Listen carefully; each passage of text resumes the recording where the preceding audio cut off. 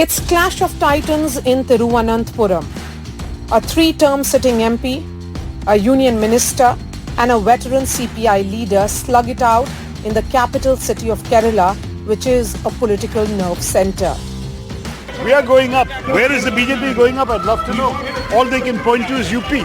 Put out these fake surveys that said that they are going to win. The candidate here is also doing the same thing. While the BJP has never won a Lok Sabha seat in Kerala, the party registered a victory in the Thiruvananthapuram district just once, with O. Rajagopal winning the Nimam Assembly seat in 2016. In the 2019 polls, the BJP's Kumanam Rajashekharan got 31.3% votes in Thiruvananthapuram, the largest vote share achieved by the party among all 20 Lok Sabha constituencies it contested in the state. Overall, because, in many ways you're also the face of the BJP in the entire southern India, not just in Kerala, but in other states as well. Many ways we have seen how in 2014 and in 2019, the Modi wave was stopped in Kerala. Kerala did not have a single representative, be it in parliament or even in the assembly elections. What makes you think that 2024 will be different? So I think the main, I don't know how to compare 2024 to 2019. I certainly don't want to attempt to do that. But 2024 is a clear case of the last 10 years of Prime Minister Narendra Modi's government and what he has done, especially during this black swan event of the COVID pandemic, what he did, how he looked after people, free vaccines, free rations, and despite all those challenges, India is the fastest growing economy in the world, has received record investments, is creating jobs and startups at an unprecedented rate. And people know that, people realize that. And look, the thing with the opposition parties like Congress is they can do this game once, they can do it twice, but it's a bit difficult to keep pulling the wool over people's eyes. 2019, they came up with these, the falsehoods and lies about Prime Minister. Then they put out these fake surveys that said that they are going to win. The candidate here is also doing the same thing. At that point in 2019, maybe people believed in those fake surveys and fake polls. But what ended up happening was that the people of India gave Narendra Modi ji an even bigger mandate compared to 2014. And we know that in 2024, the people of India are going to give Narendra Modi ji an even bigger mandate than 2019. So that is why 400 par. Union Minister Rajeev Chandrasekhar is working on a constituency-specific vision document. So we are in Thiruvananthapuram and at present very close to Mr. Rajeev Chandrasekhar. He has given us access inside his house. Mr. Rajeev Chandrasekhar, IT Minister to electoral journey. Well, I think, yes, this is certainly a interesting and exciting new phase in my political career. As you know, 18 years I have served as an MP. I have served to the best of my abilities in the Rajya Sabha. And our Prime Minister has given me this opportunity and honor to represent Thiruvananthapuram, the capital city of my state of Kerala, in Parliament, and also kind of excited about this new aspect of my political career. And something very interesting I've spotted here. Yes. Could you explain this to us and our viewers? What exactly is this? This is some kind of mapping that you have done. This is the map. This is what Thiruvananthapuram is. This is, as you know, Thiruvananthapuram people think is only the city, but that is a very small part of Thiruvananthapuram. There are very large assembly segments of Thiruvananthapuram: Kovalam, Neyatinkara, Parashala, and of course there's Karakutam, Vatiyurka of Nemam and Thiruvananthapuram. There's a lot of people who are even today, 75 years after independence, suffering considerably. They don't have homes, they don't have safe drinking water. Basic needs have not been met for decades and years. And there are whole communities in the fishing communities that go all the way from here to here that have effectively been, their livelihoods have been totally disrupted for the last 5 to 7 years because of sea erosion, beaches being swept away. Neither the state government or the MP has been able to do anything for them. there was also a buzz that you could contest from another constituency in another state. It is true. In January, our Prime Minister, my leader, had asked me clearly, said that since you have now decided that you want to contest in the Lok Sabha, what seat would you like to contest in? Because there was some talk within the party that they would prefer me contesting in a safer seat like Bangalore, like other parts of the country. And I told him then, as I say today, that for me, the first choice is really to be able to contest in Thiruvananthapuram, which is the capital city of my state of Kerala. And I said it in January because there was a lot of rumor and a lot of articles being written in the local Kerala media about Nirmala ji, Jaishankar ji, and indeed even one article about Prime Minister himself contesting from Thiruvananthapuram. So I said it because he asked me what would I prefer. I said it would be a great honor if I could get an opportunity to contest in Thiruvananthapuram. And then a month and a half later, in late February and early March, he told me to go ahead and start preparing. And here you are. And here I am. On the 4th of March, 3rd of March, the party declared my candidacy, and the 4th evening I was here, and I have crisscrossed the entire constituency. His next stop is a meeting at Residents Welfare Association, Poonkulam. Sir, you have been here for over a month now. How has the response been? And according to you, what is this battle for Thiruvananthapuram?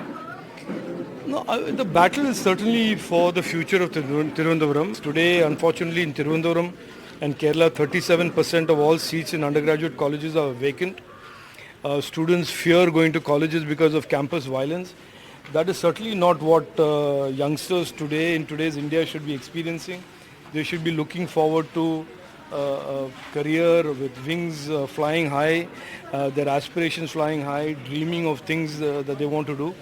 So those are the fundamental problems that have been created in the last 10 to 15 years in Thiruvananthapuram that I hope to solve, which is really to bring the same aspirational politics, the politics of growth, politics of development to every person of Thiruvananthapuram. And you ask me, what is this battle about? The battle is about really that, discarding in a lot of ways the old dogma of the left and the UDF and moving forward to a politics and an economics of opportunity and prosperity for all. And you are pitted against a 3-term MP who has won the last election with a margin, a significant margin. How difficult is your battle really, and what do you think is going to be the drawing point towards the BJP and Mr. Modi and of course you as the candidate? Look, the incumbent MP and me are like chalk and cheese. He's a person who has squatted on his MPship for 15 years and has very little to show for it, and every time he's challenged on his performance, he says, I've written 3 letters and 2 questions. He was for a large part of those 15 years a minister and had to resign under certain circumstances due to his IPL connections. But when he had an opportunity to do something good for the city and good for the constituency, he did not, he could not. And today he is reduced to a situation where he has to claim central government projects as his achievement. So which is fine with me. I don't really bother about that. But that compared with somebody like me, somebody like Narendra Modi ji's BJP government, and having a minister of the BJP NDA government as a representative of Thiruvananthapuram is certainly something that will be very sharply and dramatically altering the trajectory of Thiruvananthapuram's growth and progress. The BJP, which was always in the 3rd or the 4th position since 1989 general elections, felt winds of change blowing in the constituency in the 2014 and 2019 elections. In both these elections, it pushed the LDF down and secured a 2nd position. Rajeev Chandrasekhar is confident it will be a different story this time. His afternoons are always about road shows. My last question to you before I follow you in the second part of your campaign, Mr. Rajeev Chandrasekhar. You know, there is this significant presence of women here. On one hand, your party speaks about women-led development. On the other hand, there is also a talk of secularism and other ideological push. I'm trying to understand what are these battle of narratives. No, there is.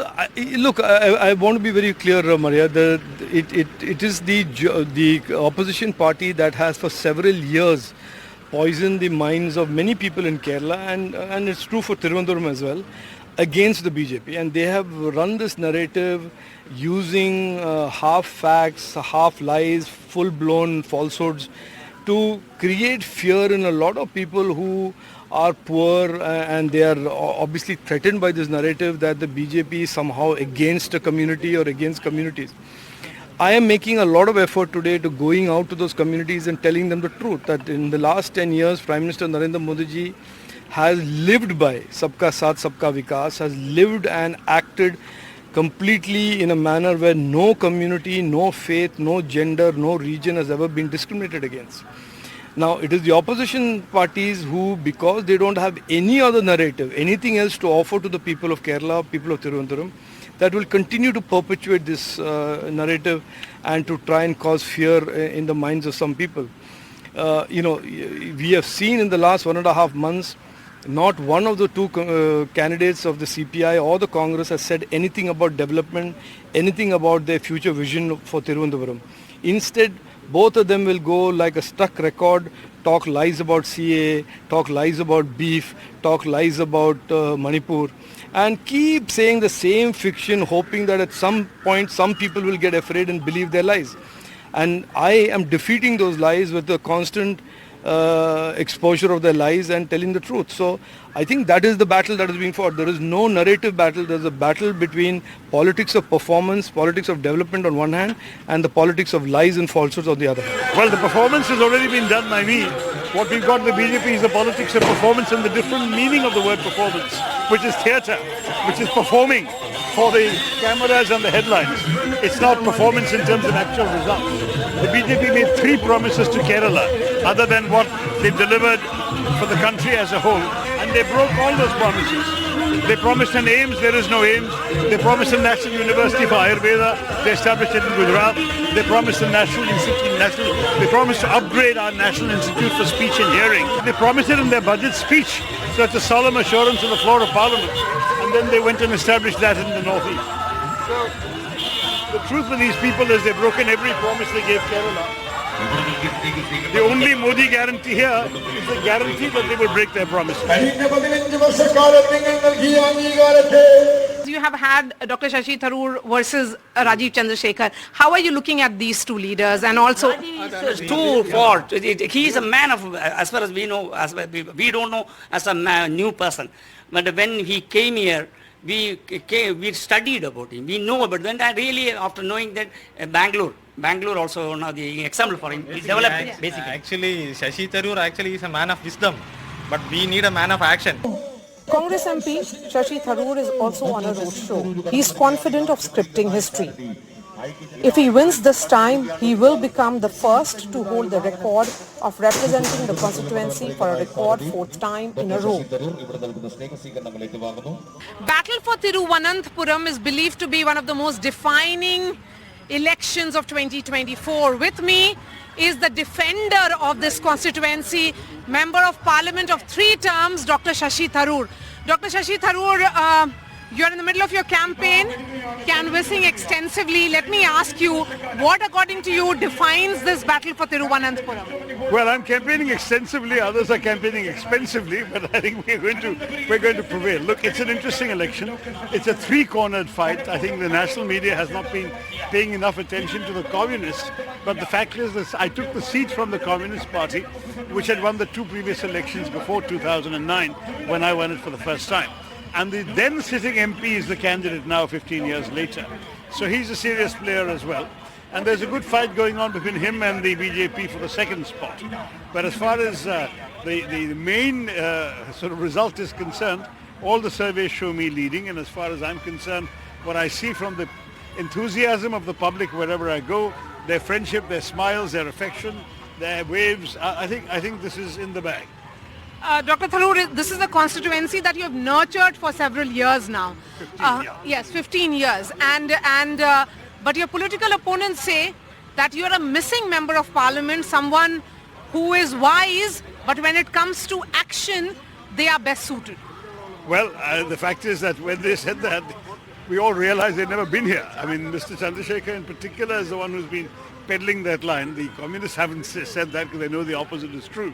But the BJP has been saying this, and the gentleman hasn't been in this constituency maybe 3 times in the last 15 years. So what we've done to help him and others with short memories is to issue a 66-page booklet of all my development achievements, and we did that even before the elections were announced, to show people that, in fact, every word I've given has been kept, every promise fulfilled, and a number of things I hadn't even promised got done, which were pending for many, many years. For example, the national highway from here to the Tamil Nadu border had been stuck for 40 years. There was a bypass in which stones had been laid on people's land, but the land had never been acquired and the road never been built.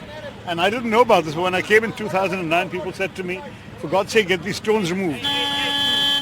Whether you get the road built or whether the road is lost. And I said, fine, I'll take this up as a challenge, and I did. I saw the highway ministers at the time, I saw the national highway officials, and we got the road built. The first checks changed hands to acquire the land in the last year of the UPA government. And so we were able to start a project which had been stuck for so long. And then indeed I saw it through to completion during the last 10 years, where I did enjoy the cooperation of Mr. Gadkari, the highway minister. But at the same time, there's no doubt that at every stage I had to be involved, meeting the community in various spots, their objections. They wanted the interchange here, an overpass here, underpass here, seeing all that through, getting the officials, going to the ministry, getting it done. So it was an intensive work. Now the result is, you can see the road all the way up to the Tamil Nadu border. Some people in the BJP say, oh, it was built in our time, so it's our road. First of all the effort was made by me, number one. Number two, they're ruling all of India, not just Kerala. Dr. Tharoor, this is an important battle for you, of course, but also for India. But there is no India per se here in Kerala because it's LDF, UDF, and of course there is the third player, as you said, also in BJP. But this is the same BJP which, has not won a single representative here for so many years. Well, the fact is that Kerala, for the last 55 years, has witnessed a battle between the left, led by the communists, and the UDF, United Democratic Front, led by the Congress. And that isn't going to change overnight. You have an alliance at the national level, and the alliance will certainly hold when it comes to replacing the BJP government of the centre. But there is no doubt that when it comes to actual local state politics, each state has its own political history and its own political character. And so you've got, for example, here, the CPM and the Congress. It's inconceivable to think of us on the same side. But right next door in Tamil Nadu, CPM, CPI and the Muslim League are all allied with each other and with the DMK. Since the BJP has made that pitch for 400 par, and for achieving that number, the southern states have to vote for the BJP as well. We have seen that particular push come from the Prime Minister, where he has been extensively campaigning in, Tamil Nadu, also in Kerala. Do you think that's an achievable number? No, certainly not. In fact, I don't think the BJP's present 303 is a sustainable number either. I think they're going to drop. I think they maxed out in 2019 because of Pulwama, Balakot and all that. Today, they have only one way to go down. In 11 states, it's only one way, and that's down. Whereas for the Congress, in many places, the only way is up. And so you're looking at very, very encouraging surveys everywhere. And I think they can see the writing on the wall. That's why the arrests of Kejriwal and midnight and the freezing of the Congress bank accounts and all of these, the raid on Rahul Gandhi's helicopter. I mean, it's all one thing after another, showing signs of desperation. I think up ki bar 300 par is impossible, 400 par is fantasy. Namaskaram sare. Thangal anugraham undaville. Thangal anugraham undaville. Anugraham പ്രാർത്ഥന ഉണ്ടാവണം. അത് എൻ്റെ പക. നന്ദി. Thank you. എനിക്ക് സന്തോഷം. പോയിച്ച് എന്നെ ജയിപ്പിക്കണം സാറേ. വോട്ട് ചെയ്ത് ജയിപ്പിക്കണം. പ്രാർത്ഥിച്ച് 4th of June, I think we're going to see a result that's going to favor, on the whole, the India Alliance parties cumulatively, whether or not they were allied to each other in individual states. They will come together for a total of over 272. and we will have a government. That is my prediction. The battle is a bipolar one between the two rival state blocs, United Democratic Front or UDF and Left Democratic Front or LDF. The India bloc has the Congress and the CPI in alliance at the national level. But in Kerala, they are contesting against each other in order to ensure the opposition space is not ceded to the BJP, which has been relentlessly working to make inroads. Since the beginning of the year, Prime Minister Modi has made multiple visits to Kerala, holding road shows and public meetings. आप मुझे बताइए, क्या आप कांग्रेस और LDF पर विश्वास कर सकते हैं क्या? न इनके काम की कोई क्रेडिबिलिटी है, न इनके पॉलिटिकल कैरेक्टर की कोई क्रेडिबिलिटी है. ये लोग केरला में आपस में सबसे बड़े दुश्मन की तरह लड़ते हैं, लेकिन दिल्ली में यही कांग्रेस और लेफ्ट दोस्ती बढ़ाने के लिए मीटिंग करते रहते हैं. With temperatures rising and the voter percentage down in the first phase, the Election Commission is organizing such events across states, hoping that second phase will see more enthusiasm. Kerala has 5.75 lakh first-time voters. This is Manaviyam Veedi Street in Trivandrum, and it's already sundown, but there are young voters, first-time voters who are on the streets because this is supposed to be the art street or the culture street. What is the significance of this street? The street complete concerned with the music and different kinds of arts is there. Or what are the concerns of the youth in this election? Because all of you, I'm sure, will go to cast your vote, right? So you exercise your right, but then what will you do? Actually, it's not about the concerns of the youth, not just the youth, it's a concern of the whole India, the people of India. Because, in this present condition, the democracy, the constitution is all at stake in this country. That's the present situation. So we need to change this situation. Battle for Thiruvananthapuram has reached a feverish pitch. In this clash of titans in the God's own country, which way will it go? We'll know about it only on 4th of June.